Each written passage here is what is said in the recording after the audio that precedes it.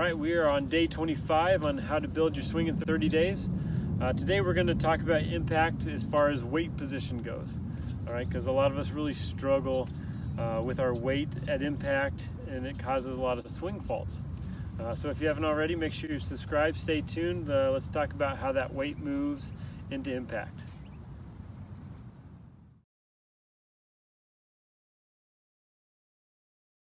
All right, so we're going to talk about impact and what your weight should be doing at impact. If you watched a lot of my last videos, or even before breaking how to build your swing in 30 days, I like to talk about, rather than weight shift, I like to talk about how your pressure should move.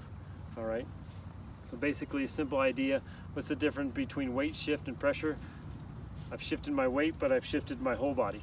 Okay, now if I simply just push into the ground, I've moved most of my weight but to my right side, but now my pressure is there, okay, and I haven't swayed off the golf ball.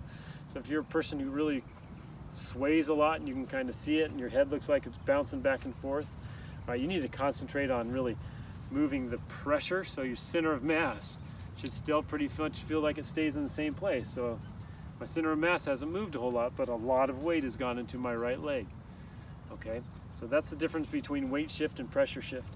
Now at impact, if we see a good impact position, all right, you're going to notice that there's very little weight on your right leg, especially when you're hitting an iron. At impact, you're going to see like 10% on your right toe and 80–90% of weight on your front foot. Okay, depends on how hard the person that you may be watching, if it's a pro golfer, is swinging down at it, all right, or the size of divots that they make, stuff like that. Okay, so one simple drill that you can just kind of do is just get into that impact position and just feel where your weight is. It's pretty simple. Feel where that pressure is. If you have lots of pressure in your front foot, that's great. If you're a person who struggles with hitting the ball high and right, you might check and see, man, do I have a lot of weight on my back foot? Okay, and that's what most people struggle with. We see a lot of weight shift where people get it to the top, and on the way down they swing, and they end up finishing like that. So if you're a person who slices it, a lot of the reasons is just because you shift your pressure, you shift your weight incorrectly. So really just always start with those small swings. We talk about small swings a lot in my channel. Is taking it here and it's just really feeling like when you finish, you got lots of weight on your front foot. Big key is you need to be on that toe when you finish, all right? I work with a lot of baseball players, and the squash the bug idea is what they kind of do, but they still have a lot of weight on their back foot, all right? When you finish, great drill for you to work on of shifting your pressure and making sure that you're finishing on your lead leg.